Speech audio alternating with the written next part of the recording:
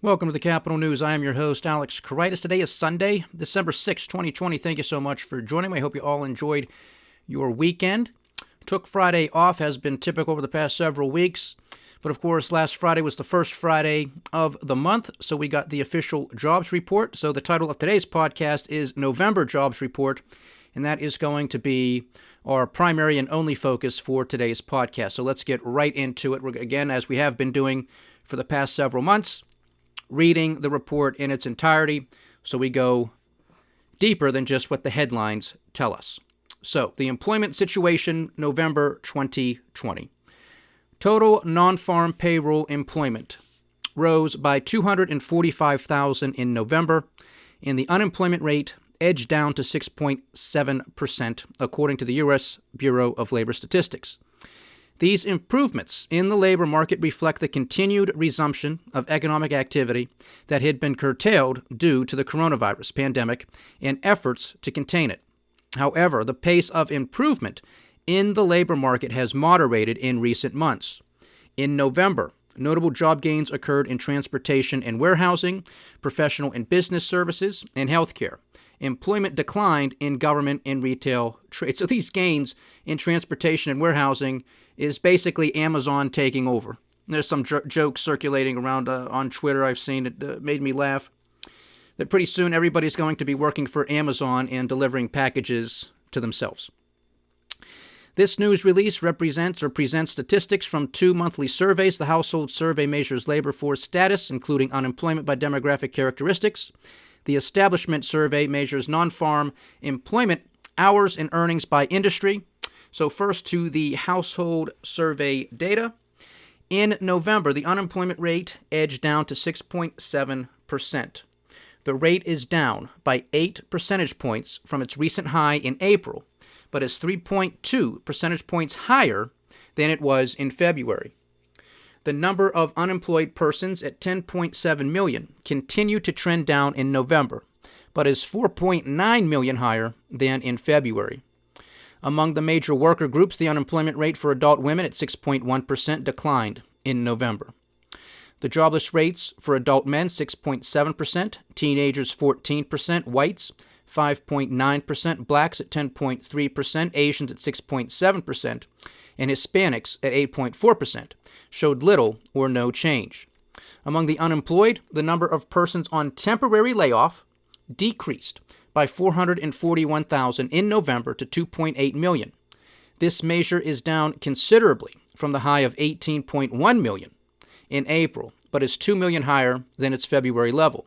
The number of permanent job losers at 3.7 million was about unchanged in November, but is still 2.5 million higher than in February. And this is a key number that we like to watch. So it's good that it is unchanged from month to month, but it is still stubbornly high.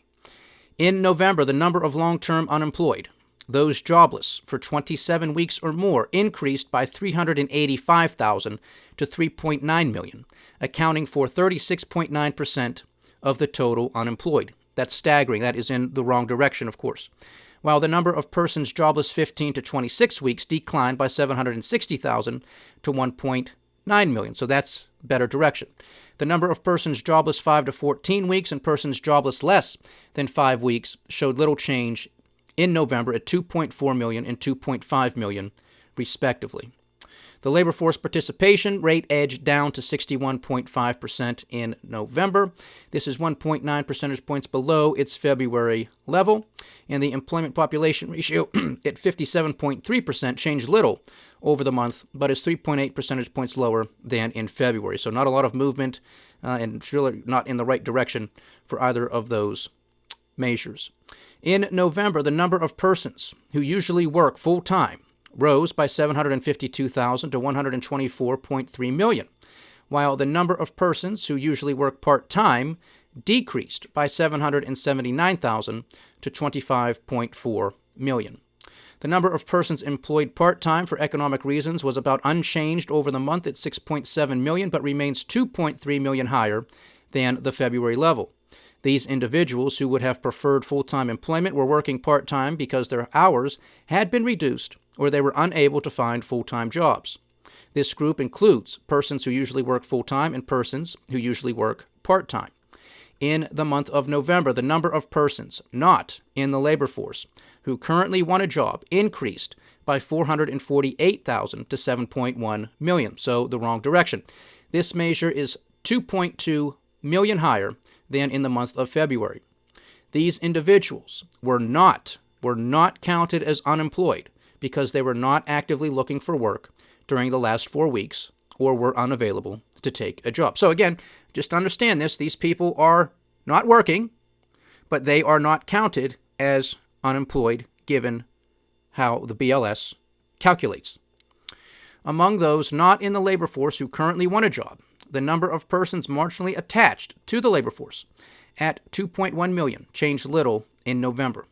These individuals wanted and were available for work and had looked for a job sometime in the prior 12 months, but had not looked for work in the 4 weeks preceding the survey. The number of discouraged workers, a subset of the marginally attached, who believed that no jobs were available for them, was 657,000 in November, little changed from the previous month. This is some household survey supplemental data. In November, 21.8% of employed persons teleworked because of the coronavirus pandemic, up from 21.2% in October. These data refer to employed persons who teleworked or worked at home for pay at some point in the last 4 weeks, specifically because of the pandemic. In November, 14.8 million persons reported that they had been unable to work because their employer closed or lost business due to the pandemic. That is, they did not work at all or worked fewer hours at some point in the last 4 weeks due to the pandemic. This measure is little changed from October. Among those who reported in November that they were unable to work because of pandemic-related closures or lost business, 13.7% received at least some pay from their employer for the hours not worked, up from 11.7% in October. About 3.9 million persons not in the labor force in November were prevented from looking for work due to the pandemic. This measure is up from 3.6 million in the month of October. To be counted as unemployed, by definition, individuals must either be actively looking for work or on temporary layoff. Okay, now on to the establishment survey data. Total non-farm payroll employment rose by 245,000 following gains of larger magnitude in the prior 6 months. This was well below market expectations. In November, non-farm employment was below its February level by 9.8 million or 6.5%. Notable job gains occurred over the month in transportation and warehousing, professional and business services, and healthcare. Employment declined in government and retail trade. Employment in transportation and warehousing rose by 145,000 in November, but is 123,000 below its February level. So the bulk of the job gains came in transportation and warehousing. In November, employment rose by 82,000 in couriers and messengers, and by 37,000 in warehousing and storage. Since February, employment in these industries has increased by 182,000 and 97,000 respectively. Job growth also occurred over the month in truck transportation, gaining 13,000. In November, employment in professional and business services increased by 60,000, with about half of the gain occurring in temporary help services, up 32,000. Job growth also occurred in services to buildings and dwellings, up 14,000. Employment in professional and business services is down by 1.1 million since February. Healthcare added 46,000 jobs in November, with gains occurring in offices of physicians, up 21,000, home health care services gaining 13,000, and offices of other health practitioners gaining 8,000. Nursing care facilities continued to lose jobs, losing 12,000 in the month. Healthcare employment is still 527,000 fewer than in February.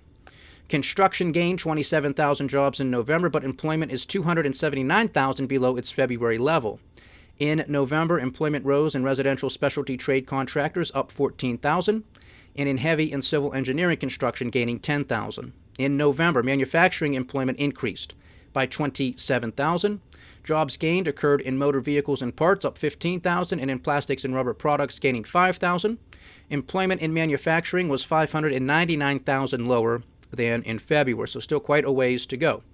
Financial activities added 15,000 jobs in November. Gains occurred in real estate, up 10,000, and in non-depository credit intermediation, up 8,000. Financial activities has added 164,000 jobs over the past 7 months, but employment in the industry is 115,000 lower than in February.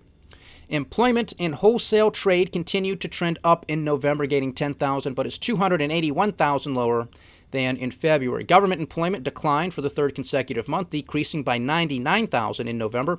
A decline of 86,000 in federal government employment reflected the loss of 93,000 temporary workers who had been hired for the 2020 census. Employment in local government education continued to trend downward, losing 21,000 jobs. In November, retail trade lost 35,000 jobs, reflecting less seasonal hiring in several retail industries. This is, of course, the holiday shopping season, so this is not what we want to see. Employment decreases occurred in general merchandise stores, losing 21,000, sporting goods, hobby, book, and music stores, losing 12,000, electronics and appliance stores, losing 11,000, in health and personal care stores, losing 8,000. By contrast, furniture and home furnishing stores and automobile dealers added 6,000 jobs and 4,000 jobs, respectively. Employment in retail trade is 550,000 lower than in February. Employment in leisure and hospitality changed little in November, gaining 31,000, but is down by 3.4 million since February. Arts, entertainment, and recreation added 43,000 jobs in November, while employment in food services and drinking places changed little, losing 17,000. Employment in other major industries, including mining, information, and other services, showed little change in the month of November. In November, average hourly earnings for all employees on private non-farm payrolls increased by 9 cents to $29.58.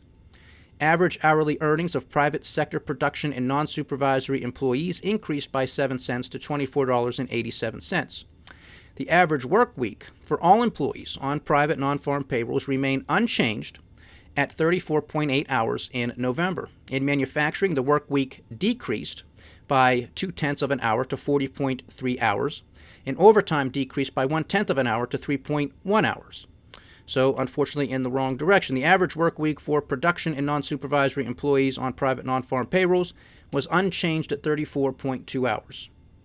Now on to some of the revisions over the prior 2 months. The change in total non-farm payroll employment for September was revised up by 39,000 from 672,000 to 711,000, and the change from October was revised down by 28,000 from 638,000 to 610,000. With these revisions, employment in September and October combined was 11,000 more than previously reported. Now, of course, when you scroll down to the end of the report and look at the fine print, as they have been stating, the Bureau of Labor Statistics, if they had calculated this figure, the unemployment headline rate, more accurately, it would be 0.4% higher. So they're telling us it's 6.7.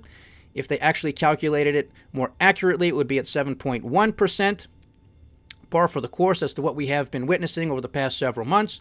Then when you take into consideration our weekly data discussion with respect to initial jobless claims, we still have some 20 million Americans claiming some form of unemployment insurance benefit. And if you take that against their denominator, which comes out of the Department of Labor, which is the same thing basically as the BLS, that gives us an unemployment rate of 13.7%. And of course, we unfortunately know that that number is even worse than that because a lot of people remain unemployed. They are not working, but they are simply not counted, as we have discussed, because it's not how the calculation works for Bureau of Labor Statistics. If you haven't looked for a job within the survey period, even though you don't have a job, too bad. Too bad. But you're still not working.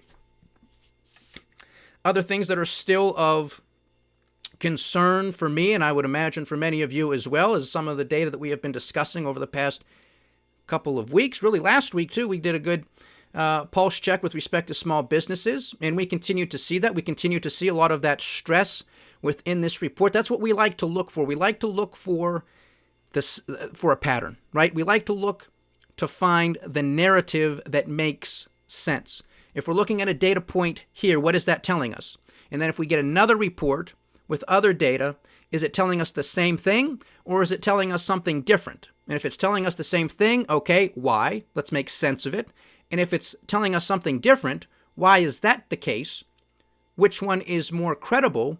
And of course, we have to wait for more data to come out to sort of paint the better picture. Well, with what we had stated last week in the Small Biz Pulse Check, of the small businesses that remain, recent survey of some 9,200 small businesses conducted during the last week of November, 48% of small businesses that remain are at risk of closing for good. So forget the small businesses that have already closed their doors for good. Of those remaining, nearly 50% are at risk of closing for good. And that jives with what we are seeing with the initial jobless claims, because they're still stubbornly high at over 700,000. And now what we're seeing in the official jobs report too, where there is not much change with respect to those industries still hardest hit. Travel, leisure, hospitality, gyms and fitness, beauty salons, consumer retail, and restaurants. So we are far from out of the woods. 240,000 jobs, as they claim, were created in the month of November, is well below market expectations. And this number has not jived for quite a while. Because when you look at the initial jobless claims, and we're 700,000, close to 800,000, unfortunately, a couple weeks ago, it just doesn't add up. It doesn't add up, and we still have 3.7 million permanent job losers. Still remarkably high and stubbornly high. And if these small businesses and others do go out of business, well, then this is what's going to happen. You are going to continue to see massive layoffs. And this is going to create a downward spiral, which I think is we will witness throughout 2021 and possibly well into 2022 as well, because this is a big economy. They threw a ton of liquidity into the system. It's making its way through the system. I think a lot of it is losing its punch. A lot of it's losing its juice. I mean, that doesn't mean that the stock market's not going to continue grinding higher, because the Federal Reserve and other central banks the world over are throwing billions of dollars into the markets every day. All right? So it's a huge disconnect between Wall Street and Main Street. This is a colossal problem waiting in the wings. This is part of the social decay and decline, the political decay and decline, and the economic decay and decline. So we have to hit rock bottom, unfortunately. Market forces have to win out here, because we have too many zombie companies walking around, about 20% in this country alone. This is devastating and destructive to current businesses who should be acquiring that market share. This is devastating and destructive to future growth and prosperity, because there's not going to be a lot of capital expenditures. There's not going to be a lot of investment. And the reason that's the case is because these companies have massive debt loads. That's a contract. They have to pay that back. So if they're paying back massive amounts of debt, well, then they don't have the dollars to make those capital investments, to increase productivity, to innovate. And of course, keeping these poor performing businesses alive, it might feel good because you're quote unquote saving jobs, but are you really in the long term? And the answer, of course, is no. It's not. We're all about conserving the short term at the expense of the long term. And it should be the other way around. But we continue to do this. We continue to be the dog that chases his tail, doesn't know what he's going to do when he catches it. And it's insanity. And we keep hoping for a different outcome, and it's not. And we have put the pedal to the metal on this. They have done things that, at this juncture, they are criminal. They're illegal. They're against their charter within the Federal Reserve.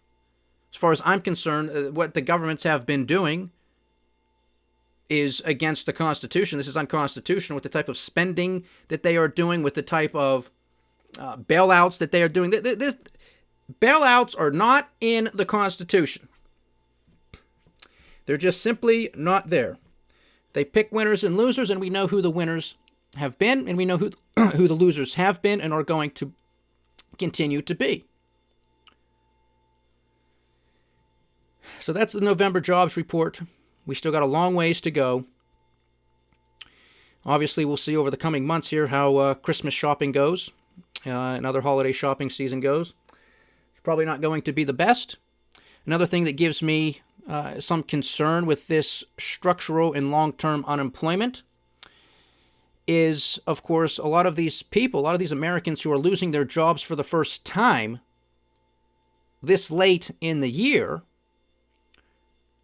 are not going to be eligible for unemployment benefit extensions, most likely, unless, of course, Congress passes more spending, which, of course, I am totally against, but I'm just laying this out as another headwind, okay? Because if these individuals who lost their jobs for the first time, they can go, most of them, and they can claim their state unemployment benefits. Yet there might be a sizable amount that typically don't qualify for state benefits, and that's why, through the Nobody Cares Act, they created the PUA and the PEUC for people such as small business owners and contractors who typically don't qualify for state benefits. And of course, those who have state benefits but could not and have not found a job, remain unemployed. Well, those programs from the Nobody Cares Act extends them, gives them an additional 13 weeks of unemployment insurance benefits. Well, those programs, the PUA and the PEUC, are expiring at the end of this month. So if people lose their jobs now, which they unfortunately continue to, they are not going to be eligible for these types of extensions should they not be able to find a job before their state benefits expire. Now, who knows what Congress is going to do? They continue to tease out that there's going to be more stimulus. They've been saying this for several months, and nothing's been done. Of course, again, I don't want it, but when you're going to give billions and trillions of dollars to the largest corporations and you're really jacking up wealth and income inequality, the argument is there. Well, why can't you help out the little guy, especially when all of these politicians, doesn't matter your party, always come out and say it's all about the little guy, it's all about small businesses. Well, we know that this is not the case. We know they don't care about small businesses. We talked about that last week, too, in the podcast Small Biz Pulse Check. Over 50% of the loan value of the PPP loans went top 5%. Over 50%, top 5% of loan values. That means the remaining 95% got less than half of all loan dollars. Okay? Nobody Cares Act. This isn't made up. This is from the Small Business Administration. So you have all of these headwinds that remain. You can print as much money as you want. It does not print profits. It does not print solvency, and we're going to find that out the hard way. And, of course, we're going to get a 1-2 punch here with Dingbat taking over at Treasury as Treasury Secretary, Jay Powell at the Fed, in conjunction with all the other idiots there sitting around a table pretending to know what's best for this country. They're responsible for this mess. They don't want to take any responsibility, no accountability. God help us all, that's all I can say. Because this is devastating, and especially now, this entire year has been devastating, but now as you get to the holiday season, it's going to be quite depressing for a lot of families. So let's hope this turns around, but I'm just not seeing it. Take no pleasure in saying that, but I'm not here to lie to you, to make myself or yourselves feel better.